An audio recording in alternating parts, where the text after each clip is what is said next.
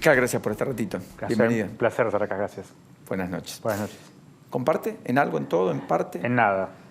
Me preocupa que el presidente de la Nación electo, que quedan horas para asumir su cargo, elegido por la mayoría de este país, profesor de Derecho Penal de nada más y nada menos que la principal universidad del país, diga semejante disparate.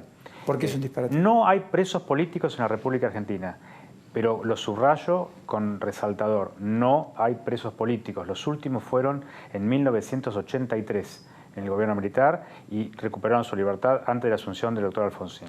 No hay presos políticos. Esto no significa que yo vaya a hacer una defensa corporativa al Poder Judicial. Nunca lo he hecho y no va a ser esta la excepción.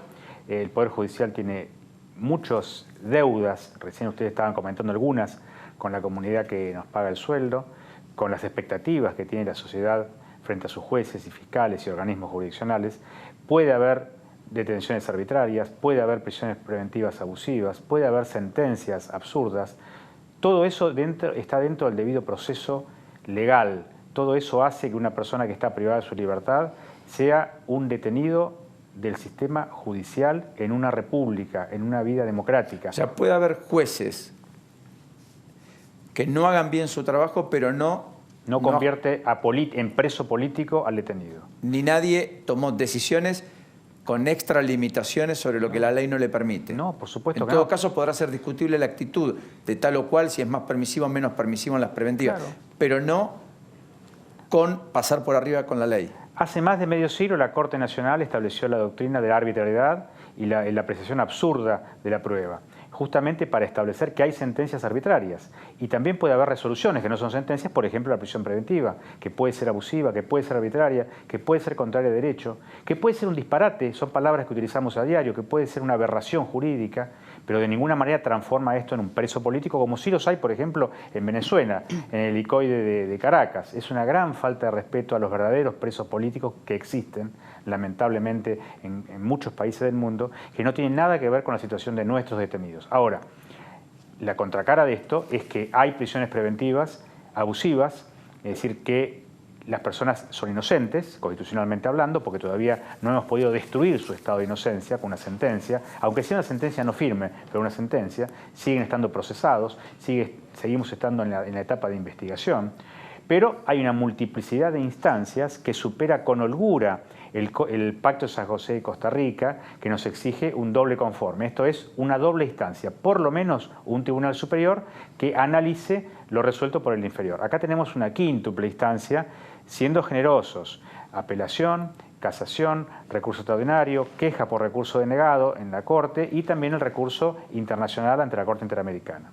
O sea, pero no solamente de las sentencias, sino de todas las decisiones de mérito. Acá se puede apelar una detención preventiva, una prisión preventiva. Bueno, ha pasado con el caso debido en reiteradas ocasiones, hasta que la Corte incluso ha tenido que rechazarlo. Exactamente. Y por otro lado también le puede apelar el fiscal.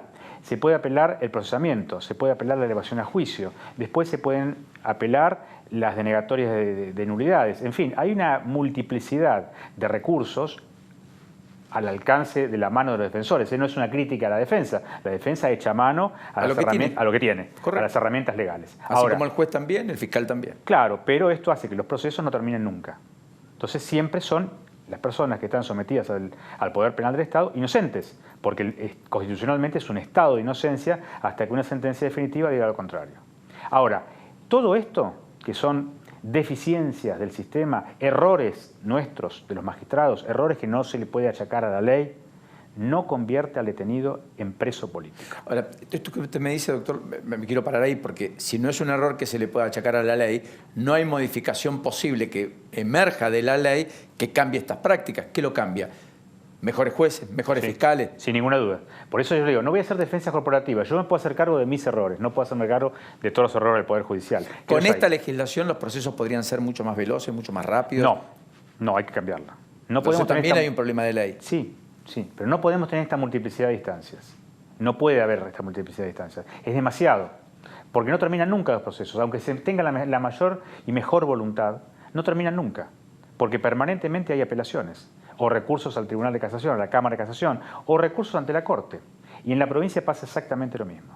Bueno, ahí hay un debate, porque Estados Unidos la Corte recibe 80 casos, 90 por año, y acá en la Argentina... Acá entra todo. Creo que son más de 10.000. cosas por el estilo. Entra todo, y en las provinciales también. Y aparte tenemos recursos ante el Tribunal Internacional, ante la Corte Interamericana. ¿Pero eso no sería reducir garantías? No. Las garantías tienen que estar.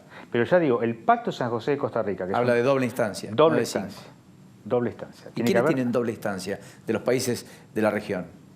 Brasil, por ejemplo. Y la Corte. Pero fíjense que el caso de Lula, en poco tiempo ya hubo sentencia de Corte. Si bien tiene 2 o 3 apelaciones más en la propia Corte, ya hubo sentencia del Tribunal Federal.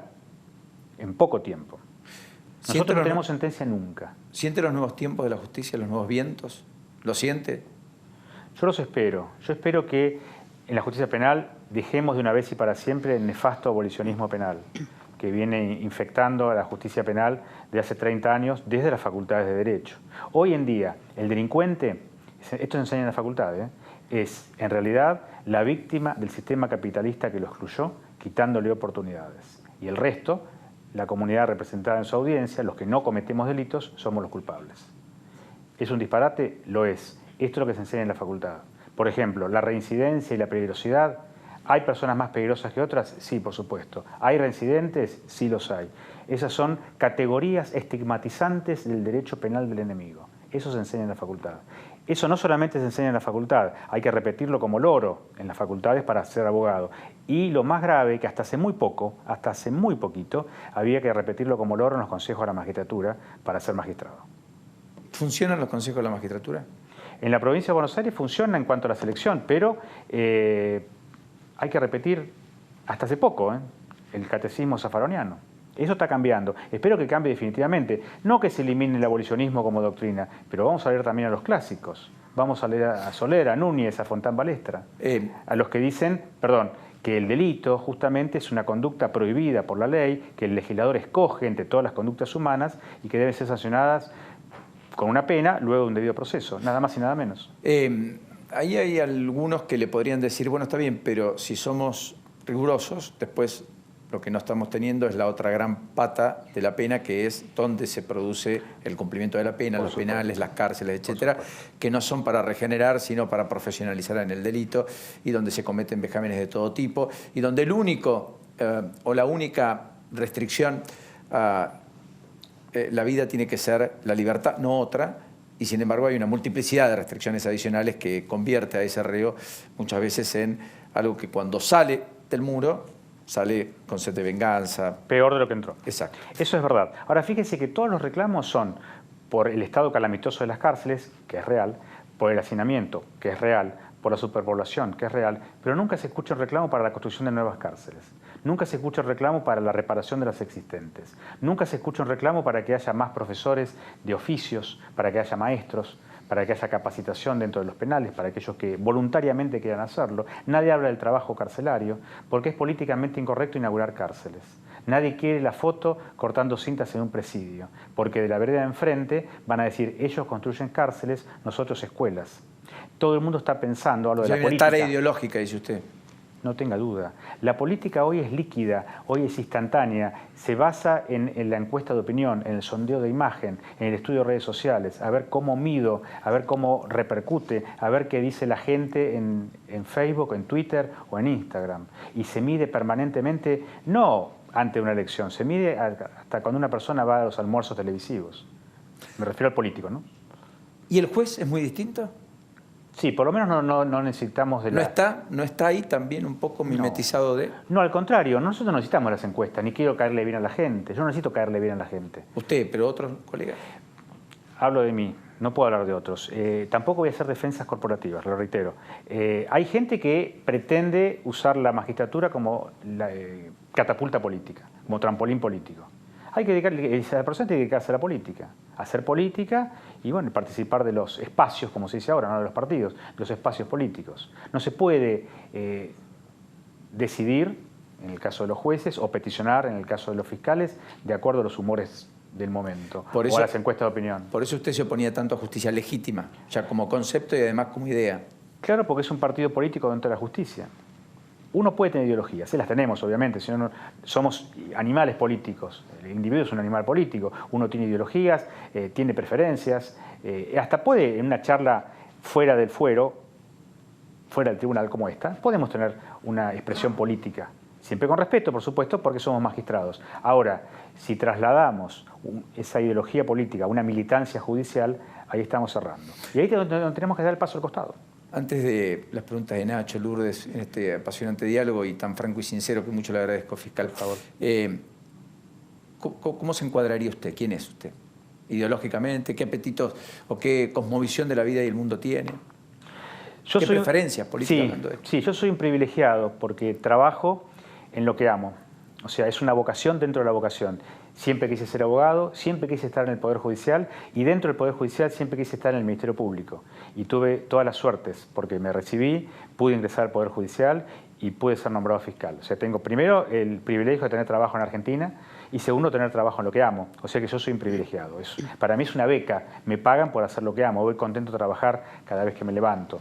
Siento que puedo ser útil en la 10.000.000ª parte, ¿no?, de lo que es el Estado, es un granito de arena, pero pienso que puedo ser útil. Cada vez que estamos de turno le digo a mi personal, hoy, en estos 15 días, podemos hacer algo bueno por la comunidad y me siento bien. Me siento bien siendo parte, o sea, siendo uno de los platillos de la balanza. No sería juez, no tengo la capacidad espiritual para tener ese equilibrio, me siento bien de un lado de la balanza. Tampoco podría ser defensor, me formé toda la vida en la Fiscalía, creo que cuando me retire me dedicaré al periodismo judicial, eso es lo que pienso hacer antes de tirar maíz a las palomas en las plazas, pero hay que dejar lugar a los más jóvenes también, no hay que atornillarse a los cargos. ¿Cuánto hace que usted está en el Ministerio Público? En el Ministerio Público hace 32 años. ¿Y con el cargo de fiscal? 22 años. ¿Vio de todo? Sí, de todo. Sí, de las cosas más horribles. Todas son malas noticias en el foro penal. Tal vez lo que más me golpeó, para elegir un caso, ¿no?, fue el caso de Carolina Píparo, todos lo recordaremos, cuando la balearon a un día de tener familia y falleció su hijito Isidro. Eso fue el caso que más me marcó. Pero bueno, tuvimos tantos otros con no tanta trascendencia que nos van marcando, pero que a su vez, como contracara, nos sentimos útiles. ¿Cuál es la cosmovisión de la Argentina? Bueno, creo que como funcionarios públicos, como funcionarios del Estado, le debemos mucho a la comunidad. Le debemos mucho, no estamos a la altura de la comunidad. Tampoco explicamos las cuestiones, no las explicamos. ¿Hablan poco? Hablamos poco y difícil. Un vaso de agua, una copa de agua, para nosotros es un recipiente cilíndrico vidriado que contiene un líquido inodoro insípido que se dice que es agua pero que no me consta. ¿Sabe qué es música para mis oídos? Porque es un incentivo permanente que trato de inculcarle a la justicia, porque el espacio que no ocupan ustedes los ocupan otros, no necesariamente con conceptualizaciones, hay que explicarlo. Con capacidad. Y hay que explicarle a la comunidad en lenguaje llano. Por ejemplo, está muy enojada mucha parte de la comunidad. Yo uso la red social Twitter, sí, mucho. Y está muy enojada que hay un recurso de casación por el caso Maldonado. Se reabre. Se revisa. Se revisa. Se revisa. Y está dentro de la ley. Está dentro de las facultades que tiene una de las partes recurrir una resolución definitiva como es un sobreseimiento. No es que a alguien se le ocurre decir vamos a revisar a ver lo que hicieron. No, es un recurso presentado en tiempo y forma por alguien que está legitimado y la Cámara de Casación, digo tribunal porque la provincia es tribunal, la Cámara de Casación, si está correctamente presentado, tiene la obligación de tratarlo, por lo menos formalmente, y después podrá ratificar o no. Usted no lo ve asemejado a ningún cambio político, no, ni intencionalidad. No. Es lo que hablamos al principio, es la multiplicidad de instancias. En este caso, directamente es la segunda instancia. Es el doble conforme que tiene el proceso. Y esto hay que explicarlo, y aunque moleste, aunque irrite, la comunidad tiene que entenderlo, pero si se lo explicamos. Le tenemos que explicar que una excarcelación no es lo mismo que una absolución, que una persona puede estar en libertad pero que puede seguir sometida a proceso, que una persona no puede estar con prisión preventiva in eternum, que los juicios deben ser rápidos, no solamente para la víctima, sino también para el victimario, porque no pueden estar en estado de indefinición permanente. En fin, hay un montón de cuestiones que son técnicas. Cuando uno va al médico, no hay tarea más difícil que la del médico porque tiene que comprender, entender y tratar de curar la creación más grande, ¿no?, que es el ser humano, para los creyentes, como yo. Sin embargo, nos hacen un dibujito en un papel y nos explican cómo funciona el corazón, cómo funciona el riñón, cómo funciona el intestino, y uno se va a la casa entendiendo, no se transforma en médico, pero entiende lo que nos está pasando dentro del organismo. Nosotros complicamos, los abogados complicamos. Encima en esta parte del mundo somos formados con un concepto universalista. Salimos de la universidad creyendo que somos expertos en derecho, en economía, en psicología, en sociología, en antropología, generalistas en por fútbol. excelencia. Claro, estamos en todas las discusiones, opinamos de todo, somos expertos en política, en relaciones internacionales, todo el mundo opina de todo, el abogado opina de todo, y a veces opina mal, y a veces opina en una forma de jeroglífico. Entonces parece que la justicia, y sobre todo la penal, es un arcano, es un lugar oculto, y lamentablemente es el edificio más visitado, el edificio público más visitado. En La Plata, por ejemplo, hay gente que conoce las fiscalías, pero no conoce la municipalidad, que es hermosa, o la Casa de Gobierno, o el pasaje de Gerardo Rocha. Conoce las fiscalías, lamentablemente. O los fiscales, a veces somos más conocidos que otros funcionarios. O, por ejemplo, nadie explica que los fiscales y los jueces no hacemos las leyes. Las leyes que algunas veces son disparates, las leyes, que se votan por presiones políticas o por conveniencias o por acuerdos. Y en la legislatura nunca hay marchas protestando por una ley. Van a la fiscalía a protestar por el 2x1, antes, ¿no? Ya no está más, por el 2x1, o por la excarcelación, o por la exhibición de prisión. Y no es el lugar adecuado, porque no se hace la ley ahí. Nacho, Lourdes, apasionante diálogo con el fiscal Marcelo Romero, que está aquí con nosotros. Le quiero consultar por Eugenio Zaffaroni, el ex juez de la Corte Suprema, con quien usted mantuvo una disputa tal vez mediática, si es así correcto el término decirle. ¿Cree que va a tener influencia Zaffaroni en la política judicial del nuevo gobierno? ¿Cree que va a tener su sector va a ser hombre de consulta, va a tener incidencia en los nombramientos de los jueces o en lo que terminen definiendo los jueces hacia adelante? Es una persona profundamente admirada por el gobierno que viene, seguramente va a ser un hombre de consulta. Espero que no tenga influencia en las decisiones de los jueces, porque para eso está el Consejo de la Magistratura. Espero que no. El presidente y el Senado, ¿no? Sobre todo los jueces federales y nacionales. Pero sí va a tener incidencia, sin ninguna duda. De hecho, aparte él no puede estar en el anonimato. Permanentemente, aunque es un juez internacional, vive emitiendo opinión sobre temas que eventualmente puede llegar a tener que decidir. No son temas institucionales graves. Pero bueno, emite opinión y nadie le dice nada. Es una persona así, que es admirada, venerada y hasta adorada por muchísimos argentinos. Ahora, ¿por qué cree que el sector de la biblioteca, que es contraria a Zaffaroni, nunca tuvo, digamos, la capacidad de transformar sus ideas en el llano, digamos, de poder influir de la manera que hizo Zaffaroni? Hay algo que destacar, que es que el hombre escribió muy bien y supo persuadir a sectores muy grandes del derecho. Es una gran responsabilidad de los que estamos de la otra vereda y bajamos los brazos. Es una responsabilidad y la reconozco públicamente. Yo fui profesor 20 años en la Facultad de Ciencias Jurídicas y Sociales de la Universidad Nacional de La Plata, y llegó un momento que ya no quería dar clase porque le tenía que explicar a mis alumnos, a mis mismos alumnos de todas las semanas, todos los viernes, que ser fiscal no es ser facho, o que trabajar con la policía es elemental para un fiscal porque trabaja con la policía o con el servicio penitenciario. Pero la otra campana era más fuerte, era más seductora para los jóvenes, y nosotros no supimos, no quisimos o no hicimos lo suficiente como para contrarrestarlo. Es una gran responsabilidad que tenemos aquellos que fuimos profesores de Derecho Penal o, en mi caso, Derecho Procesal Penal. Doctor, en la provincia de Buenos Aires creo que ya hace tiempo que se está utilizando el código acusatorio. Sí.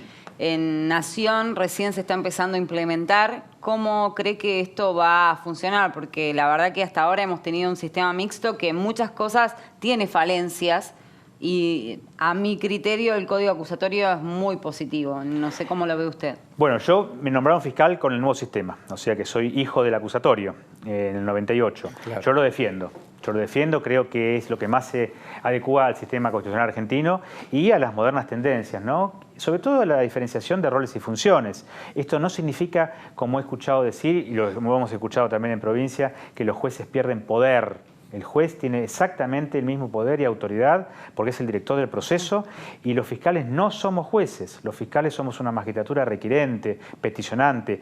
Pedimos, solicitamos.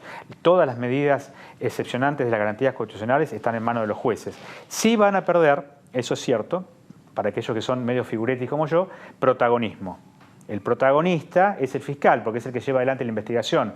Pero el fiscal no allana, el fiscal no detiene, el fiscal no interviene telefónicamente, ni las redes sociales, ni los mails. Lo hace exclusivamente el juez de contralor, el juez de garantía. Yo creo que va a ser muy útil, sobre todo acá en la ciudad autónoma y a nivel federal, con el nivel de magistrados que hay, ¿no? Con esta nueva división del trabajo.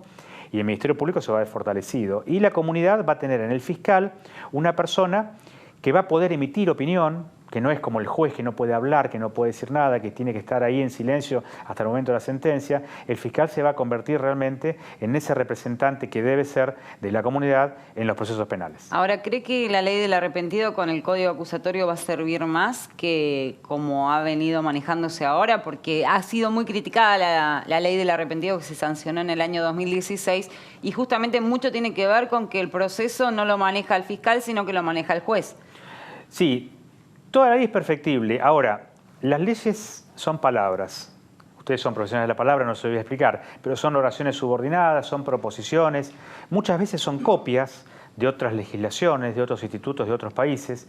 Los podemos copiar y a lo mejor en Alemania funcionan bien, en Italia funcionan bien, en Estados Unidos funcionan bien. Ahora, si detrás de esa ley, de esa norma, no hay una estructura y una infraestructura, por más ley que tengamos, si tenemos una ley del arrepentido, el testigo protegido, pero no hay atrás una infraestructura para sostener el cumplimiento de esa ley, va a fracasar. O sea, en la provincia de Buenos Aires, me acuerdo, los testigos protegidos. Claro, era todo improvisación. Entonces el testigo no estaba protegido y, por ejemplo, la declaración bajo reserva de identidad era durante la investigación penal preparatoria, pero en el juicio oral no podía haber secreto en la declaración, así que se abrían los sobres. O sea, uno puede copiar leyes, de hecho somos muy afectos a copiar, sobre todo leyes alemanas, leyes italianas, sí. Pero esto no es ni la Baviera ni la Lombardía. Esto es el Río de la Plata, el conurbano, y tendrían que legislar nuestros representantes teniendo en cuenta un poco eso. Por supuesto que copiando lo bueno, pero también hay que copiar lo otro, el soporte, no solamente la letra fría de la ley, que puede ser muy bonita, que puede cerrar a los oídos, pero que atrás no hay nada. Y para empezar a hablar, lo básico, tiene que haber lugares, como me preguntaba usted, de detención dignos.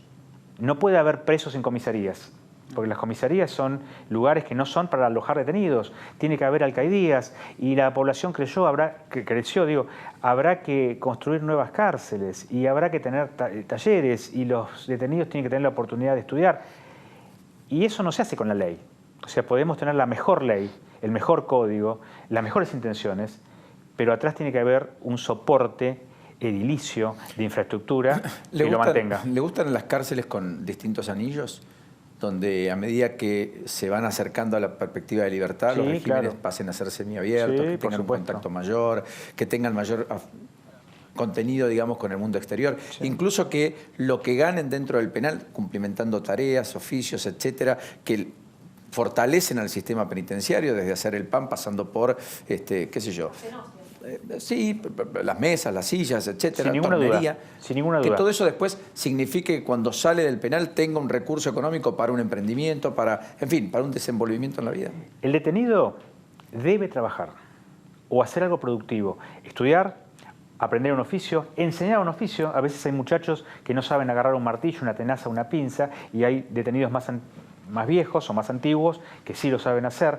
Lo que no puede haber en una cárcel es socio negativo. El detenido no puede estar las 24 horas del día pensando cómo va a violar al compañero. La imagen del marginal, digamos. Claro, cómo va a atacar al guardia o cómo se va a escapar. Tiene que llegar a la noche cansado, como todos nosotros, de trabajar, de estudiar, de hacer algo productivo, de tener un futuro, aunque sea dentro de la cárcel, de poder trabajar dentro de la cárcel y pasarle ese peculio a su familia para que la familia no pase penurias. En fin, hay mucho por hacer. Ahora, se dice por ahí que el preso no puede trabajar porque viola sus derechos humanos. Y yo digo que esto es falso. No se lo puede hacer un trabajo esclavo, obviamente trabajo sin remuneración. Ahora, si como Estado restringimos al detenido de su principal derecho después del de la vida, que es la libertad, ¿cómo no vamos a poder restringirle como Estado el derecho a la vagancia? Nosotros, los que estamos en libertad, podemos ser vagos, podemos elegir, bueno, no voy a trabajar, no vengo más al canal y me dedico a vivir de la caza y la pesca, a caminar por las vías abandonadas. No puede hacer, tiene ese derecho. El detenido no, el detenido perdió derechos. mirá, estás preso, no podés ser vago. Tenés que trabajar, tenés que estudiar, tenés que aprender un oficio y si tenés un oficio vas a enseñarle a los más jóvenes. No quiero hacer nada. Mira, nada no podés hacer. Y si no vas a hacer nada, tampoco te voy a obligar por la fuerza, va a repercutir en tu libertad condicional, en tu libertad asistida, en tu salida transitoria. ¿Nunca lo tentaron para la política? Todo el tiempo. Pero... Y siempre dijo que no y nunca se imaginó en el ropaje de candidato, sí. Pero le quiero explicar. Una sola vez fue seria la invitación, que fue para ser candidato a Intendente de La Plata, cuando fue el 2015. Fue una invitación seria. Después me di cuenta que no era para mí. Pero las demás invitaciones son por la galería, para arrastrar votos. O sea, no es que dicen, vamos a nombrarlo Romero porque se lo merece. Quieren que el nombre esté en el grupo que pelea algún espacio de poder y después te dicen, mira, no hay lugar para vos. ¿Ese ofrecimiento fue de María Eugenia Vidal? Sí, oficial y serio. Y estuve en un par de reuniones, lo hablé en su momento. ¿Qué es lo que no lo convenció? Que no fui formado para la actividad política, ni tengo vocación de poder. ¿A la postre se siente arrepentido de esa decisión o satisfecho con lo dicho? No, estoy conforme y creo que hubiese sido un mal intendente. Si hubiese ganado, mucha petulancia. Digo mal intendente porque ganó justamente el intendente Garro, ¿no? Sí, claro. Pero no hubiese sido un buen candidato, para ser un poco más humilde. Qué sincero. Yo no estoy formado, me formé toda la vida. Desde estudiante fui empleado judicial. Me formé en el Poder Judicial, me formé en la Fiscalía. No sería un buen defensor, por ejemplo, el día que me vaya. Y creo que la política es para personas con vocación de poder, en el buen sentido de la palabra.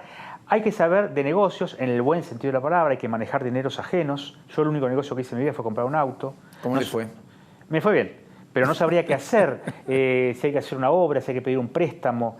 Me acuerdo que el día que me presentaron, entre comillas, una reunión muy grande en La Plata, fue la actual gobernadora, en aquel momento era vicejefa de gobierno, y un montón de gente me palmeaba la espalda, que yo no conocía, y me empezaron a aparecer amigos que yo no conocía.